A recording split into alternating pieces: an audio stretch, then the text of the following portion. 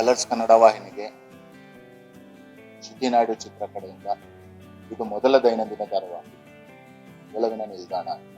ಇವತ್ತಿನ ಕಾಲದಲ್ಲಿ ಹುಡುಗರಿಗೆ ಮದುವೆ ಬಗ್ಗೆ ಇರೋ ಒಲವು ಮತ್ತೆ ಅಭಿಪ್ರಾಯ ಇದನ್ನ ಇಟ್ಕೊಂಡು ಒಟ್ಟಾರೆಯಾಗಿ ಈ ಚಿತ್ರಕಥೆಯನ್ನ ಮಾಡುವುದು ಮತ್ತೆ ಕಥೆಯನ್ನು ನಿರೂಪಿಸಿರೋದು.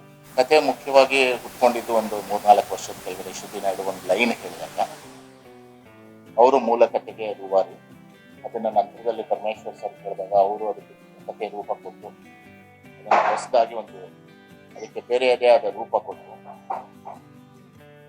ಮುಖ್ಯವಾಗಿ ಚೇಂಜಿಂಗ್ ಡೈನಮಿಕ್ಸ್ ಆಫ್ ರಿಲೇಶನ್ಶಿಪ್ ಜೊತೆಗೆ ಪ್ರೀತಿ ಬೇರೆ ಬೇರೆ ರೂಪಗಳನ್ನ ಹೆಂಗೆ ಪಡ್ಕೊಳ್ಳುತ್ತೆ, ಮದುವೆ ಹೆಂಗೆ ಬೇರೆ ಬೇರೆ ರೂಪನ ಪಡ್ಕೊಳ್ಳುತ್ತೆ, ಇವತ್ತಿನ ಹುಡುಗರು ಮದುವೆ ಬಗ್ಗೆ ಇಟ್ಕೊಂಡಿರುವಂತಹ ಅಭಿಪ್ರಾಯ ಏನು, ಅವ್ರು ನೋಡೋ ರೀತಿ, ಇದು ಒಟ್ಟಾರೆಯಾಗಿ ಕಥೆಯ ಉದ್ದೇಶ.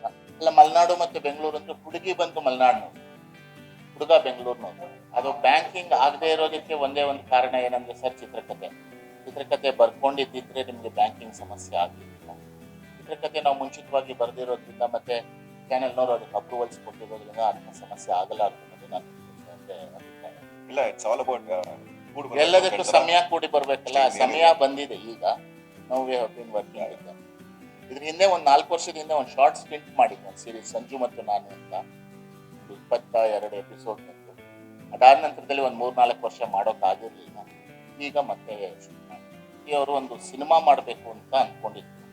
ಅವಾಗ ಬರ್ದಂತ ಕಥೆ, ಅವರೇ ಬರ್ದಂತ ಕಥೆ. ಅದಾದ್ಮೇಲೆ ಅದಕ್ಕೆ ಅವಕಾಶಗಳಾಗಲಿಲ್ಲ. 1-2 ವರ್ಷ ಬೇರೆ ಏನೋ ಕೆಲಸಗಳಲ್ಲಿ ನಾವು ಬಿಸಿ ಆಗ್ತಿದ್ವಿ. ಅದಾದ ನಂತರದಲ್ಲಿ ಕರೋನಾ ನಮ್ಮನ್ನ 2 ವರ್ಷ ಸುಮ್ಮನೆ ಕೂರಿಸ್ಬಿಟ್ಟು, ಅದಾದ ನಂತರದಲ್ಲಿ ಇದನ್ನೇ ಪಿಚ್ ಮಾಡಬಹುದು ಇಲ್ಲಿಗೆ ಅಂತ ಅನ್ನಿಸ್ತು. ಪಿಚ್ ಮಾಡಿದಾಗ ಅವರಿಗೂ ಅದು ಇಷ್ಟ ಆಯ್ತು. ಹಂಗಾಗಿ ಇದನ್ನ ಮಾಡೋಣ. ಮೊದಲಿನ ಮಲೆನಾಡಿನ ಕಾನ್ಸೆಪ್ಟ್ ಬೇರೆ ಇದೆ, ಈಗಿನ ಮಲೆನಾಡಿನ ಕಾನ್ಸೆಪ್ಟ್ ಬೇರೆ ಇದೆ. 20 ವರ್ಷದ ಹಿಂದಿನ ಮಲೆನಾಡು ಬೇರೆ, ಇವತ್ತಿನ ಮಲೆನಾಡು ಬೇರೆ. ಮಲೆ ಕಾಡು ಎಲ್ಲ ಕಡಿಮೆ ಆಗಿದೆ. ಹಂಗಾಗಿ we didn't find any hurdles there. Actually shooting ಆರಾಮಾಗಿ ಆಯ್ತು. ಬೆಂಗಳೂರಿನಲ್ಲಿ ಶೂಟ್ ಮಾಡೋದಕ್ಕಿಂತ ಆರಾಮಾಗಿ ಅಲ್ಲಿ ಶೂಟ್ ಮಾಡಿದ್ವಿ. ಆಕ್ಚುಲಿ ನಾನು ಇಲ್ಲಿವರೆಗೂ ನಿರ್ದೇಶನ ಮಾಡಿರೋ ಧಾರಾವಾಹಿ ಯಾವುದು ಲವ್ ಸ್ಟೋರಿ ಮಾಡಿಲ್ಲ ಮೇಡಮ್.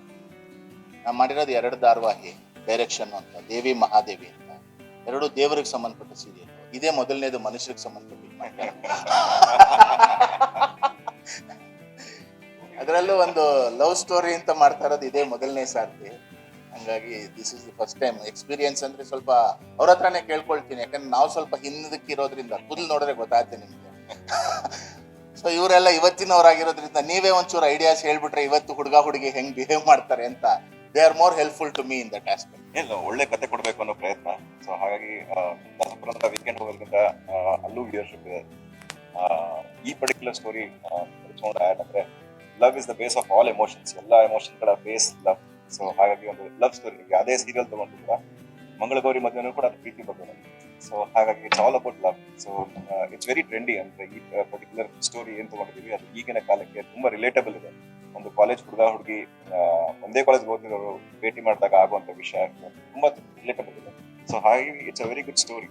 ಅಂಡ್ ಇಟ್ ಆಲ್ಸೋ ಒಂದು ಇಂಗ್ಲಿಷ್ ಅಲ್ಲಿ ಹೇಳ್ತಾರೆ, it's not about journey, it's not the destination, it's about journey ಅಂತ. ಅಂದ್ರೆ ಎಲ್ಲಿ ಹೋಗ್ತೀವಿ ಅನ್ನೋದಲ್ಲ, ಹೇಗೆ ಹೋಗ್ತೀವಿ ಅಂತ. And we are going with Ramesh Indra sir and Shruti madam for the first time. ಅವ್ರ ಬರವಣಿಗೆ ಮತ್ತೆ ಅವ್ರ ನಿರ್ದೇಶನದ ಬಗ್ಗೆ ವಿ ಆಲ್ ಬೀನ್ ಫ್ಯಾನ್ಸ್. ಅಂದ್ರೆ me particularly I been a fan.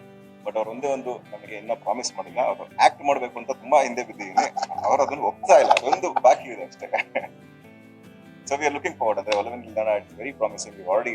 We have the footage, we already ready with the episodes. ತುಂಬಾ ಚೆನ್ನಾಗಿ ಬಂದಿದೆ.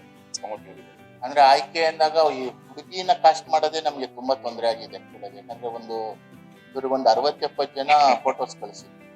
ಆಕ್ಚುಲಾಗಿ ಇವ್ರು ಮದುವೆಗೂ ಅಷ್ಟು ನೋಡಿದ್ರು ಇಲ್ವೋ, ಅಷ್ಟು ಫೋಟೋಸ್ ನೋಡಿದ್ದಾರೆ ಇವರು.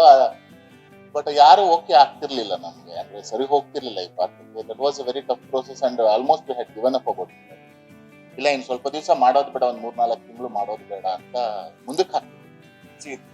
ಟೂ ವೇಸ್ ಆಫ್ 2 ರೀತಿಯಲ್ಲಿ ನೋಡ್ಬೋದು. ಒಂದು ತುಂಬಾ ಹೊಗಳ್ತಾರೆ, ಹೊಗಳಿಕೆ ಹೋಗ್ತಿರೋ ದಾರಿ ಕರೆಕ್ಟ್ ಆಗಿದೆ ಅಂತ. ಕೆಲವು ಬೈತಿರೋದು ಕೂಡ because they are either liking it or not liking it. And in general ಯಾವಾಗ ಅವ್ರಿಗೆ ಇಷ್ಟ ಆಗಲ್ವೋ ಅವಾಗ ನಾವು ಅದನ್ನ ಅರ್ಥ ಮಾಡಕ್ಕೆ ಟ್ರೈ ಮಾಡ್ತೀವಿ. ಎಷ್ಟೋ ವಿಷಯಗಳು ಅವ್ರು ಹೇಳೋ ವಿಷಯಗಳು ಕರೆಕ್ಟ್ ಇರುತ್ತೆ, ಬಟ್ ಅದು ಫುಲ್ ನೋಡ್ಬೇಕಾಗತ್ತೆ. ಕನ್ನಡತಿ ನನಗೆ especially Kannadathi because I involve completely.